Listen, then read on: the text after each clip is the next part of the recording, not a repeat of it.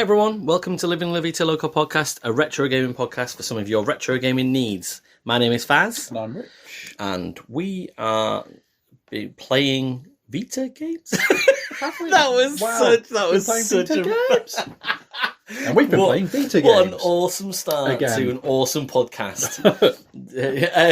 So the reason I was asking that question is because I was percolating the thought at the exact same time that I think this might be the first time we've played two Vita games on one podcast for the whole time after 100 episodes. Yeah, I think so, yeah. Really? Yeah. That's why. No. See, surely. The question and the inflection of the question was definitely valid. Wow. Vita games? Yeah, so although mine's not really necessarily a Vita game, mine's a port. Okay, mine barely constitutes a game. Oh, right, okay, well that's good then, isn't it? So we still haven't. Yeah, no, Vita games? We are hitting some Vita games this week as part of our contractual obligations for the name of our podcast. Self-inflicted. I've been getting into the Vita more recently. We've got like a Vita Zine episode coming up. Like I've been reading more about Vita games. There is a couple of Vita games that I need to cajole you about that I think we could do a bit of a bit of a cool sort of like episode with and stuff. There's things that I have started to think there's more to love about it. Okay. So, right. Well, as somebody who's particularly jaded on it, this could be interesting. Yeah. I'll talk about that offline. It's fine. Yeah. We'll galaxy brain that later, or whatever the fucking words are. But I had a real appreciation for taking my Vita on holiday to a caravan. I think that's the 10th time I've sort of said in this podcast. I took a handheld thing to a caravan or whatever. I've taken the PSP away before. So I took my PS Vita away, and I played through Sly Cooper and the Thievius Raccoonius, the first game in the Sly Cooper trilogy, the HD port, I really, really enjoyed it. There's my review now. Nice. But yeah, that's what I did. Go on then. What doesn't really constitute a game for you? I played Open Me, but it's spelt with an exclamation mark, so I guess Open Me! Open Me! Open Me! Which is more augmented reality stuff. Oh. I have returned to this well. Did you... What? Well, Although cliff diving wasn't a total bust, was it? It wasn't a total bust. It was okay. Shall I wade in? I can wade in. Yeah, please do. All right. So I have returned to this... the edge of the cliff once this more. This particular precipice to correct a great evil. Nothing quite as dramatic. I quite like this. Oh, okay. I have finally done it. Yay. Right? I have found a novelty feature on the Vita used in a game that I actually kind of enjoyed. Excellent. Cool. What an auspicious occasion. It's good, in it? Kind of enjoyed. Yeah, no, I did. So it's basically a series of puzzle boxes. Okay. And I got caught out with it. When I originally said I would play it to talk about here, because it turned out I never actually owned anything past the kind of sample set of like the first handful of boxes, and there's like 12 DLC packs. So the main bulk of the game is you have to go in and like purchase, and I think they're only like 79p a pop or something like that. Yeah. But like each of them had, I don't know, 3, 4, 5 more boxes in. So to get the full set, you're kind of relying on the store being open. Open your wallet. Open your store. Open me store. So let me in. Point is that if you're thinking of possibly getting this game, get it while you can still access the store. Yeah, fair enough. Don't get caught out like I did and have it sat there for ages and think that you own it. Good Lord. I think our podcast just did something important there. Public service announcements. Put a timestamp. Go spend your £6-7 on Open Me. On a game that Rich kind of enjoyed. So it's out of these boxes, you've got single player, you've got a multiplayer. I do not know if it works. I don't have PlayStation Plus. Ain't got time for that shit. Yeah. But you can also make custom boxes for friends. So you can the idea is that you would have various parts that you can put into a puzzle box, send to a friend, your friend can try and solve it. You could send me one. Well, if you had PlayStation Plus. Theoretically. There's apparently challenge boxes as well, possibly limited time ones. I'm not entirely sure, but again, because I don't have the online component, I couldn't test it.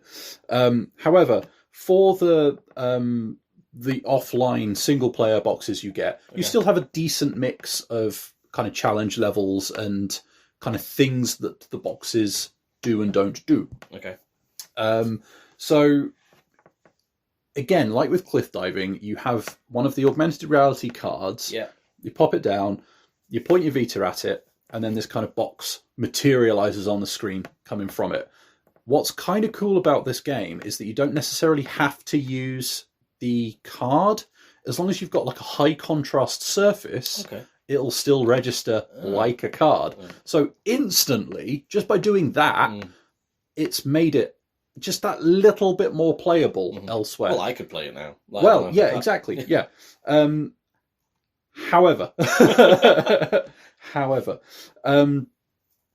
you do have to get up and move around this card that you put down. I refuse to play this game.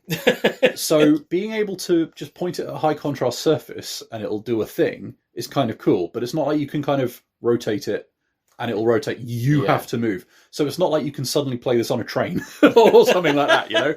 Get out of my fucking way, I'm opening the box.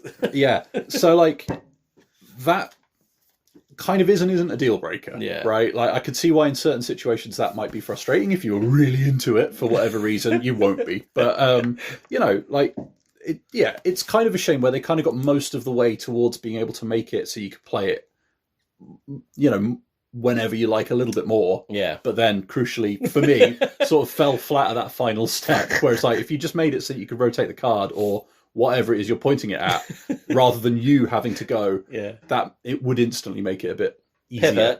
Pivot. Just like, I don't know what you're doing. Oh, sorry. Sure. Yeah, that's fine. It's okay. Friends reference, fine. Okay. Right. So anyway, forget you're not my wife. Which yes, no, I'm not. Important surprise. Anyway, so yeah, these challenge boxes will go from having to press buttons in a certain combination to having to like press them at certain timings to avoid spinning blades that will like supposedly like nick your finger and kind of take off lives. But Jesus, it's actually counted on your fingers and they get like more plasters and stuff like that on the screen. That's nice.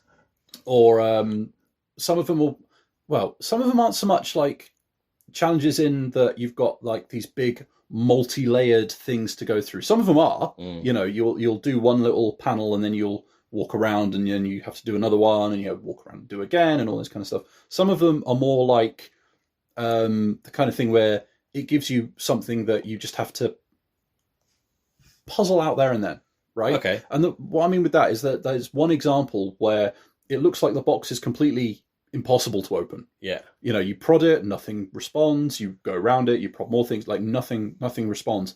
And then you realise that you actually just have to flick it up from the table, and the lid was cunningly disguised, you know, behind it all along on the surface that you're pointing it at. Or, you know, you flick it and the entire box falls back to reveal that it was just, you know, one thing. Little things like that where it's more like a gotcha rather than a series of challenges you have to go through. So there are quite a few like that are kind of, it's not like they're all at the start and then they kind of progress. They're sort of sprinkled through. So it can feel a little bit like there's not necessarily like a smooth progression through each of these things. You'll kind of get like a grab bag for each of these little DLC packs. There'll be like one that's really difficult, one that's, you know, kind of okay, one that's more like a gotcha, that sort of thing.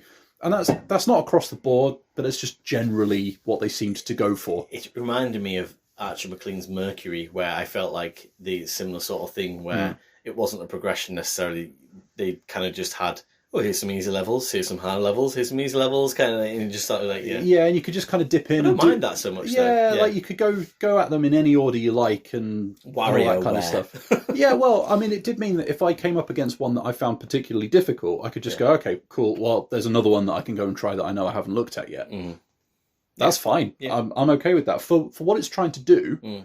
I get that.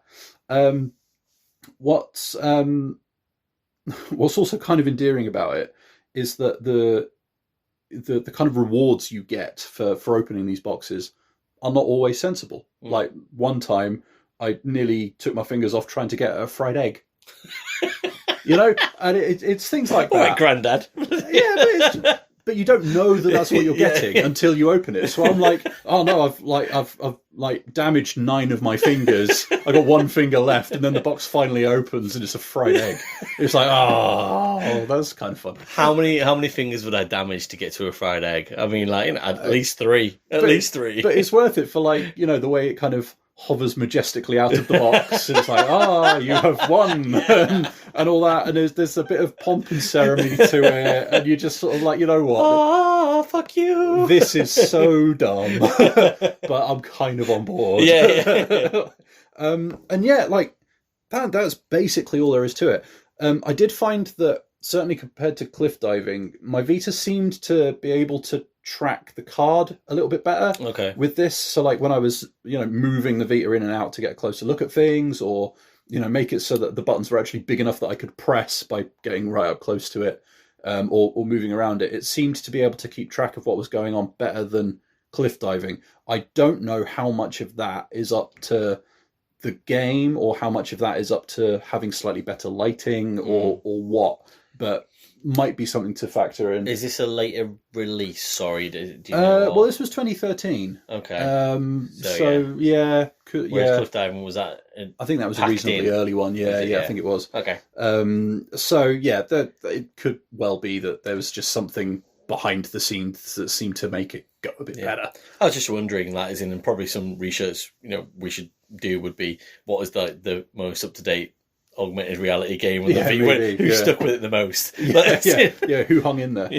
Although I do note that this was a Studio Japan and others type thing. So like somebody put some money to making this happen.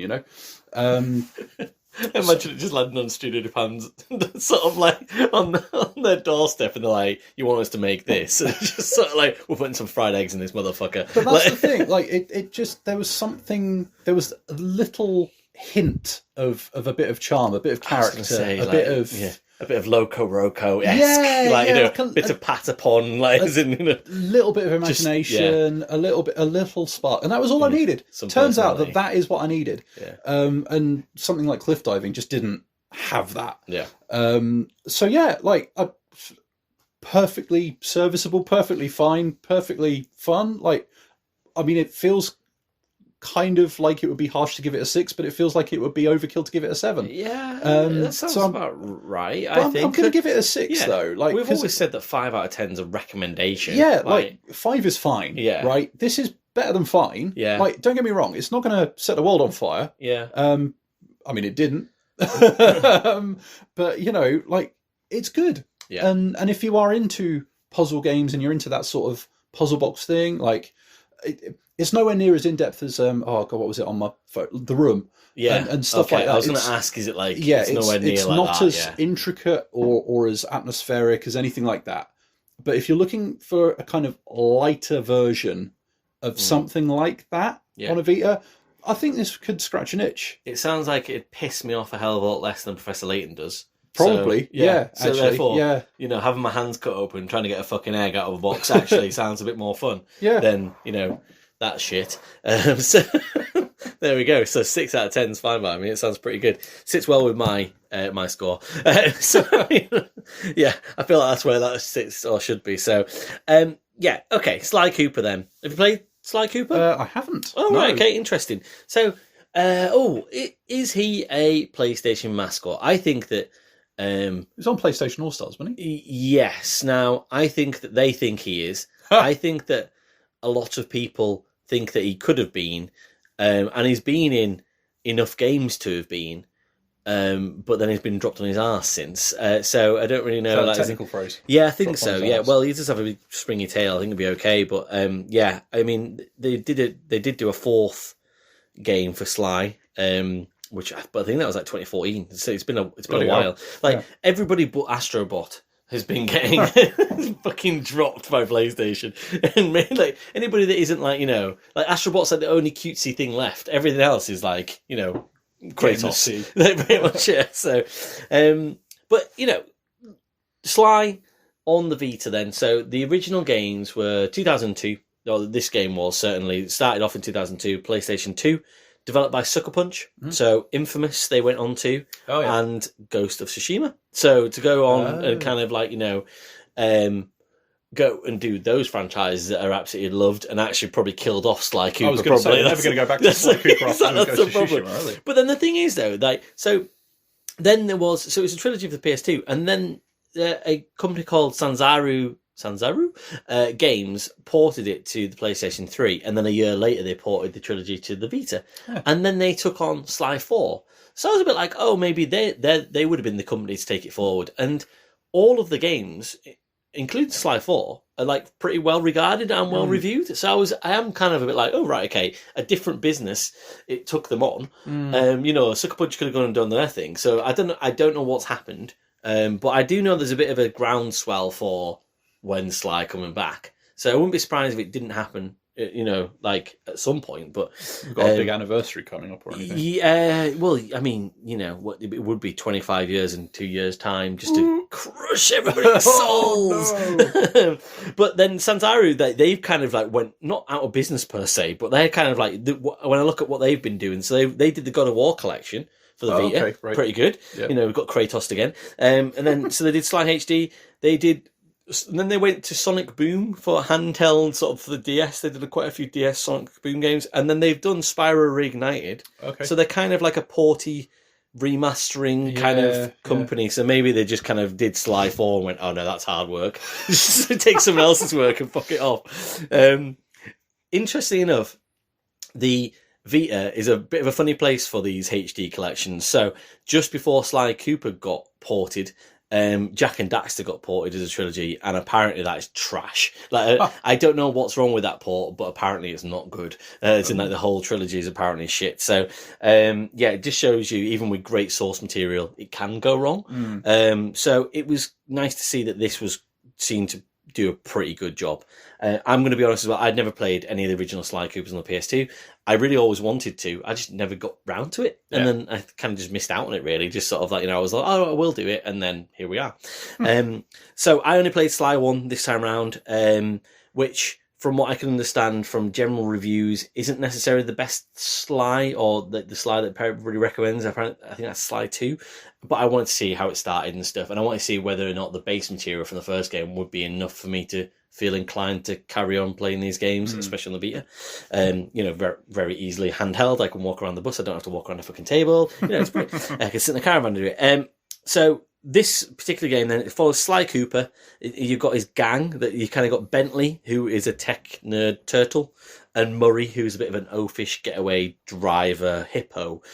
Basically they're on a mission to recover some stolen pages from a book called the Thievius Raccoonus, which basically teaches you techniques to be a master thief, which Sly is. Which feels a bit weird because Sly already feels like a bit of a master thief. I'm not sure why he needs more additional training.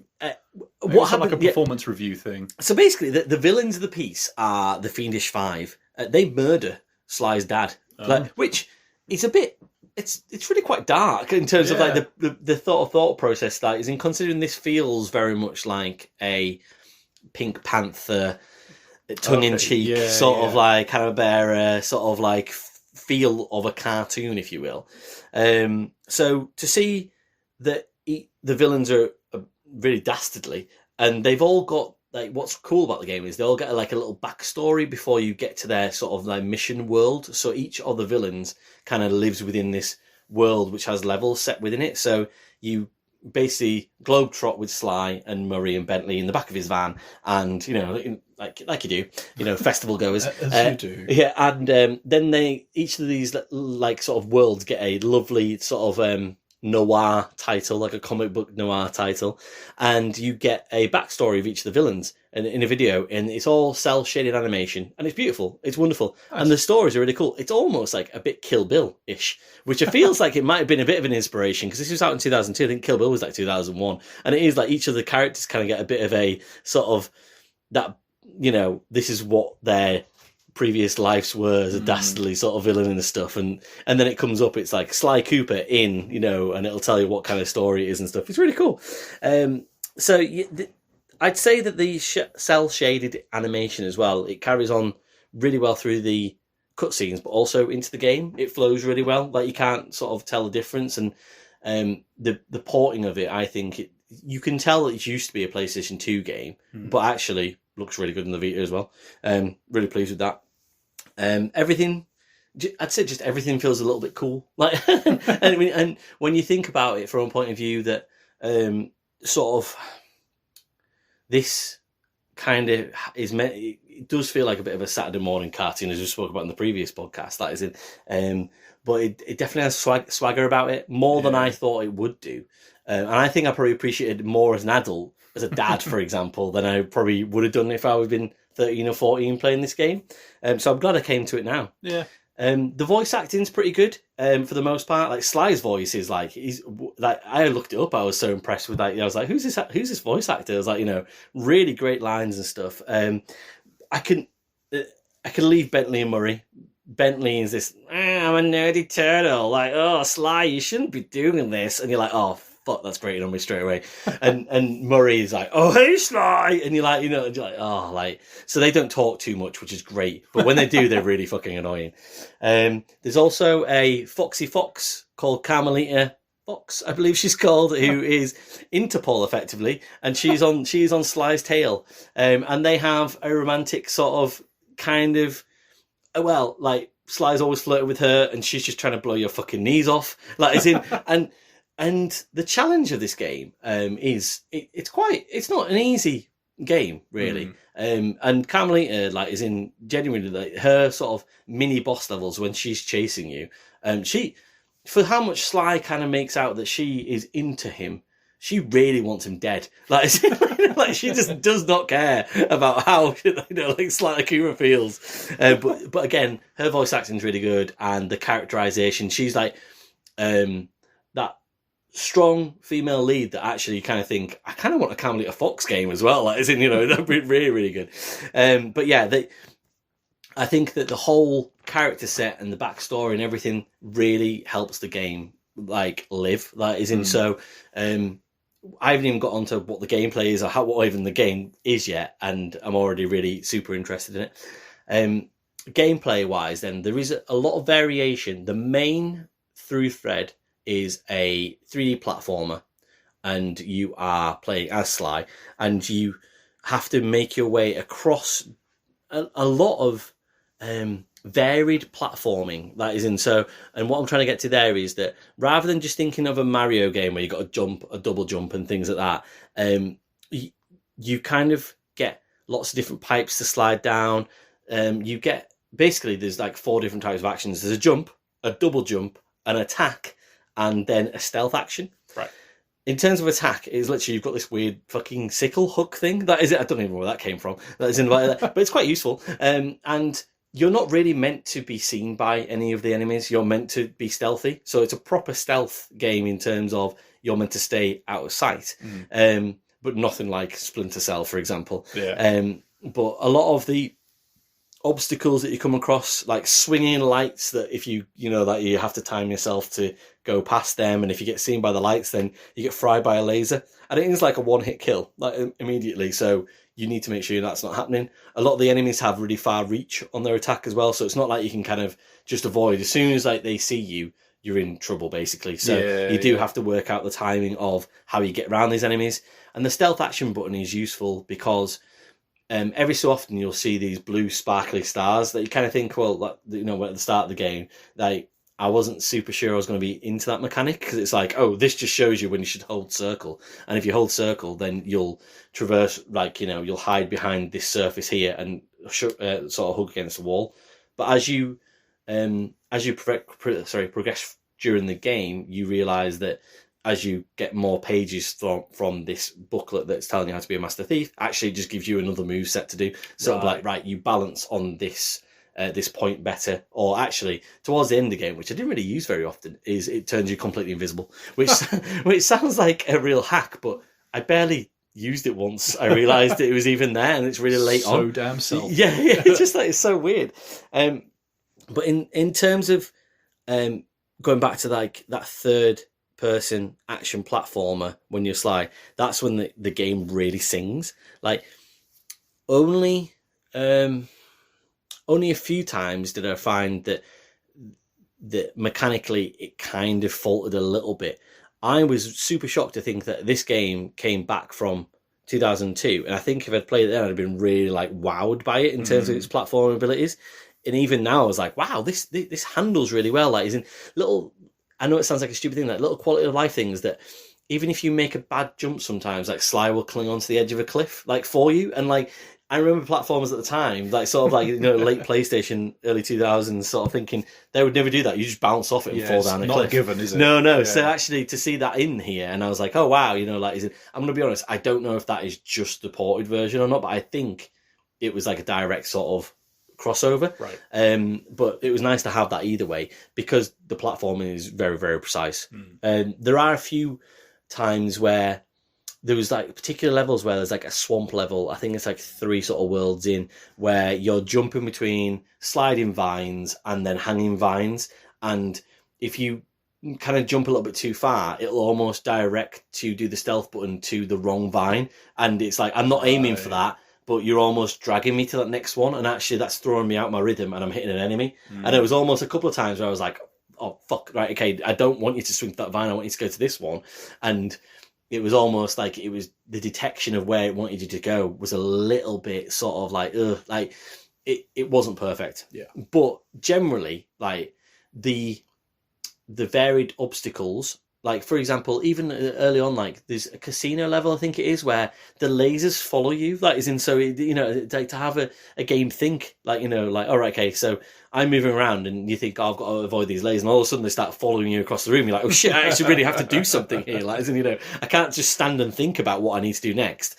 And then later on during that level, you end up on a roulette wheel near the end, and you're trying to get all these keys basically to unlock the levels to get to the boss, to get to one of the Fiendish Five, one of the enemies, and villains of the piece. And for example, on this level, the casino level, you're running around this roulette wheel, and you have to jump into the green section, but obviously the roulette wheel is moving at quite a pace, so you're kind of trying to run along the roulette wheel and time your jump into the green bit.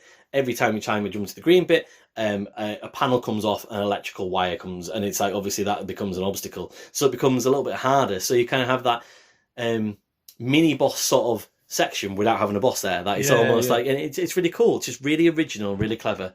The soundtrack and the sound effects absolutely slap. They're amazing. They're really, really good. Like, as in, I've still got the sound, like the main theme music, kind of just bouncing around in my head, even a couple of weeks later after playing it. Like, as in, it's not like so hummable that you can remember all of it and stuff, but I can just hear it kind of go. That isn't just like kind of funky sort of like, you know, Sly Cooper music. And I'm like, oh yeah, no, it definitely sank its teeth into me in a good way, more than I thought it had done, until a couple of days afterwards, and I was like, I kind of want to go back and play Sly Cooper again, and I kind of love the music and I kind of love the characters. It's a lot of fun. There is a fair level of challenge to it. I completed this game in about 8.5, 9, 10 hours, I think it was. I can't remember, but it was around about there. And which sounds like not much, but it felt like the right amount for what they were sort of serving up to you. That is in. So I think that really helped to kind of go, we're going to show you this really cool thing, and we're just going to show you it once. And the next world, we're going to show you this really cool thing and just show you it once. So it didn't outlive its welcome.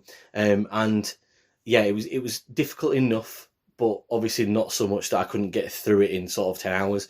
There is a system where you can kind of get almost an extra life, effectively, where you build up 100 coins. So there's coins just kicking around the level, and you get 100 coins, and it gives you a lucky horseshoe.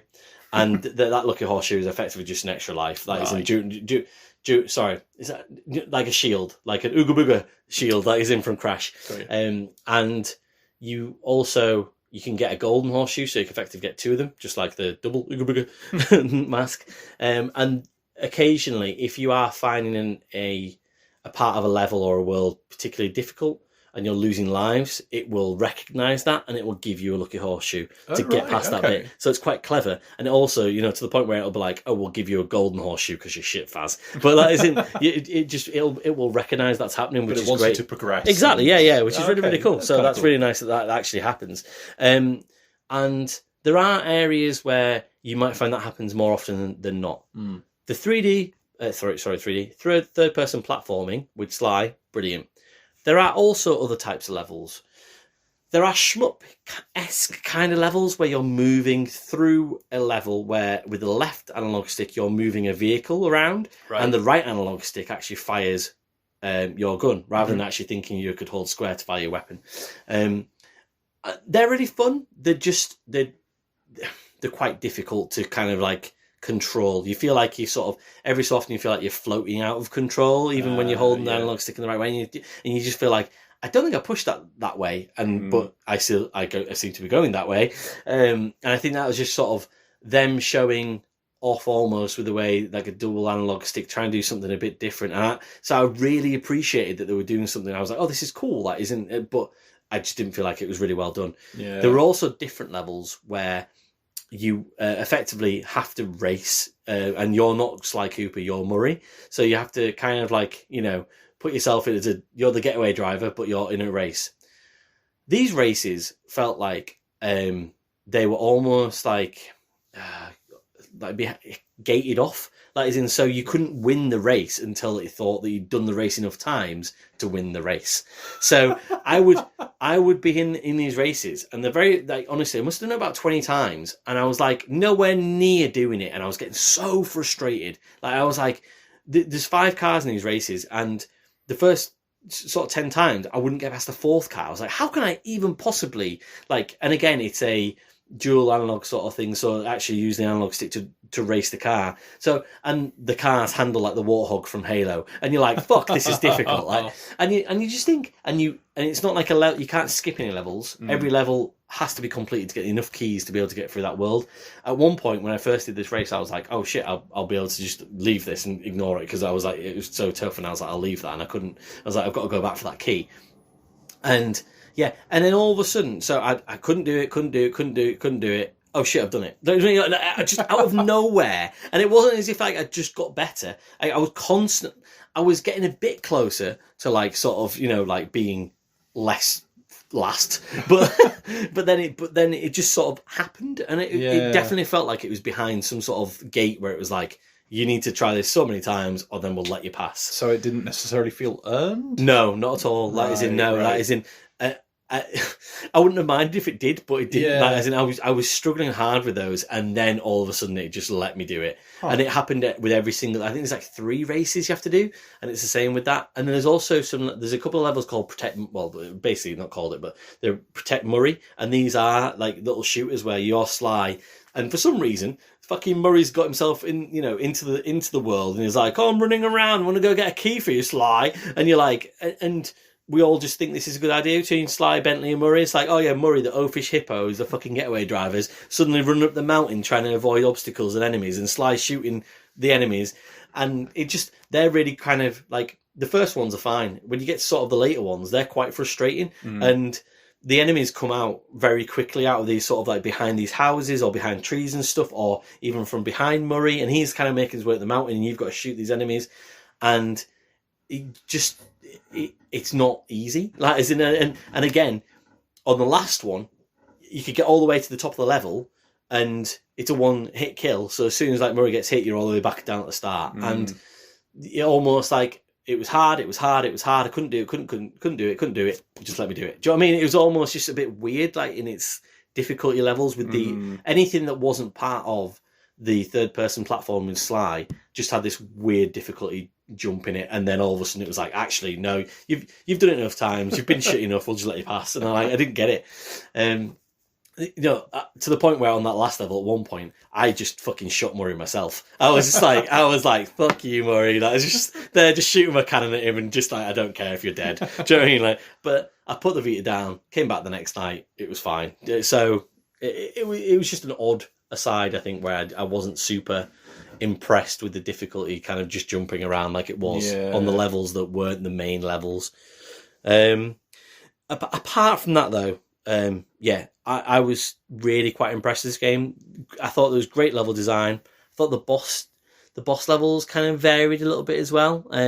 There's one which I think amongst people that have played the game before, that is in with Miss Ruby, who she's like the third boss, and it's like basically like a parappa rapper sort of like, you know, except it actually saw my input and, you know, it actually worked. And it's really good. Yeah, so it's like a rhythm sort of button situation. But again, quite difficult, but the game does the right thing at the right time, gives you a lucky horseshoe, you remember the pattern from last time, you get better and stuff. So yeah, it was just good level design, mostly good execution, really fun characters, apart from Bentley and Murray, which only half the cast. Yeah, do you know what I mean? But like, you know, like as in just Sly's fine. Sly's well better than Fazz. Sly's cool.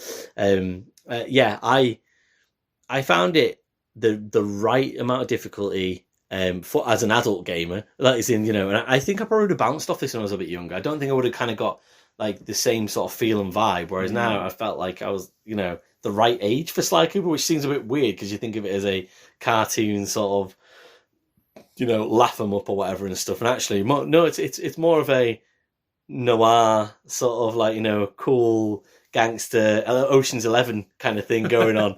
I think certainly anyway.